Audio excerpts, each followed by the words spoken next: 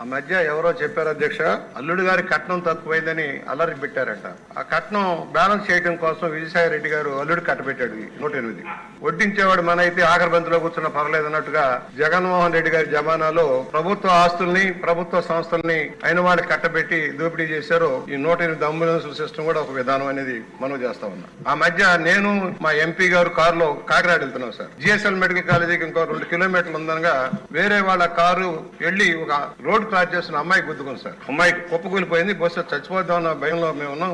మేము కారు ఆపుకొని ఎంపీ గారు మేము దిగేళ్ళాం. అంబులెన్స్ కోసం ఫోన్ చేశాం సార్. 20 నిమిషాలు అయినా కూడా 2 కిలోమీటర్లు ఉన్న మెడికల్ కాలేజీ అందుబాటులో రాలేదు. 15 నిమిషాల దూరంలోనే ఉన్న రాజమండ్రి హెడ్ క్వార్టర్స్ హాస్పిటల్ నుంచి కూడా అంబులెన్స్ రాలేదు. మేము ఆమెని మళ్ళీ వేరే కారులో వేసుకుని పక్కన ఉన్న మెడికల్ కాలేజీ హాస్పిటల్లో చేర్చి ట్రీట్మెంట్ కి అప్పచెప్పడం జరిగింది సార్. అంటే అంబులెన్స్ విధానం ఎలా నడిచిందో ఎగ్జాంపుల్ గా చెబుతున్నాం. ఏదైతే ప్రభుత్వం కొంది 768 అంబులెన్స్లు, 180 అధునాతన లైఫ్ సపోర్ట్ అంబులెన్స్లు, 570 బేసిక్ లైఫ్ సపోర్ట్ అంబులెన్స్లు అన్ని గవర్నమెంట్ కొంది. పరికరాలన్నీ గవర్నమెంటే కొంది. కానీ అయిన వాళ్ళ కట్టబెట్టడం కోసం ఏదో బినామీ కంపెనీలు కొని పెట్టించి అరవిందో కన్సార్టియం ద్వారా అరవిందో ఎమర్జెన్సీ మెడికల్ సర్వీస్ పేరు తోటి వాళ్ళు అప్పచెప్పారు. ఏది పాత రేటుకి 1,31,000 ఒక్కొక్క వెహికల్ కి ఇవ్వాల్సిందని 1,78,000 మార్చారు పాత దాటికి. కొత్త దాటికి 1,31,000 2,20,000 మార్చారు. అంటే దాదాపుగా 5 సంవత్సరాల్లో 856 కోట్ల రూపాయలు దోపిడీ జరిగింది సార్. సర్వీస్ ఇచ్చారా? అంబులెన్స్ లో టెక్నీషియన్ లేరు, మందులు సరిగా ఉండలేదు, టైర్లు పేలిపోయి కొన్ని బండ్లాగిపోతాయి, మనుషులు తోసి స్టార్ట్ చేసిన పరిస్థితుల్లో కొన్ని అంబులెన్స్లు ఉన్నాయి. మరి ఏదైతే కంపెనీ ఇన్ని కోట్ల రూపాయలు తీసుకున్న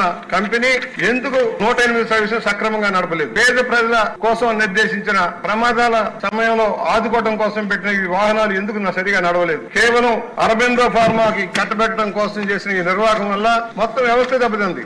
కుయ్యమని వస్తుందని చెప్పేవాడు రాజశేఖర రెడ్డి గారు. నీ కొడుకు ఏమో కుయ్యి కాదు పానుబర్రు అనే పరిస్థితికి వెళ్ళిపోయింది మొత్తం కూడా వ్యవస్థ అంతా కూడా. దీనిలో 5 ఏళ్లు 7 సంవత్సరాలకు అగ్రిమెంట్ రాశారు సార్. ఇక్కడ ప్రధానమైంది అంటే 7 సంవత్సరాలకు అగ్రిమెంట్ రాసి మీరు నడిపి ప్రభుత్వం మాటతో ఎందుకు మానేస్తా ఉన్నారు? మేము నడపలేమని ఎందుకు అంటా ఉన్నారు? అంటే మీరు కేవలం కొన్ని వాహనాలు నడిపారు, కొన్ని పక్కన పెట్టేశారు, రిపేర్లు చేయించలేదు, టైర్లు మార్చలేదు, టెక్నీషియన్ పెట్టలేదు, పరికరాలు పెట్టలేదు, మందులు పెట్టలేదు, ఆక్సిజన్ సిలిండర్ లేకుండా చేశారు. ఇవన్నీ కూడా ఆ సంస్థ యొక్క వైఫల్యం కారణం. వాళ్ళ దగ్గర రాబట్టాలి సార్. మంత్రి గారిని విజ్ఞప్తి చేస్తున్నాం. ఎంతైతే నష్టపోయిందో ఈ వ్యవస్థని వాళ్ళ ద్వారా రాబట్టాల్సిన అవసరం ఉంది. ప్రభుత్వ అధికారాన్ని దుర్వినియోగం చేసి ప్రజల ఆస్తిని కబ్జా చేసిన ఈ సంస్థ మీద చర్యలు తీసుకోవాల్సిన అవసరం ఉంది. మరలా విజ్ఞప్తి చేస్తున్నాం, ప్రజలకు ఉపయోగం ఈ సంస్థను మెరుగుపరచాల్సిన అవసరం ఉంది. సరైన కంపెనీ, సరైన వ్యవస్థ నిర్వహణలోకి ఈ వ్యవస్థను తీసుకురావాల్సిన అవసరం ఉంది. ప్రతి మారుమూల గ్రామానికి గాని, ట్రైబల్ కొండ కోణంలో ఉన్న వాళ్ళకి గాని అందుబాటులోకి వెళ్లాల్సిన అవసరం ఉంది. ఈ వ్యవస్థను సరిచేయాల్సిన అవసరం ఉంది. ఎవరైతే అధికార దుర్వినియోగ దోపిడీ చేస్తారో దాని మీద చర్యలు తీసుకోమని నేను విజ్ఞప్తి చేస్తా ఉన్నాను.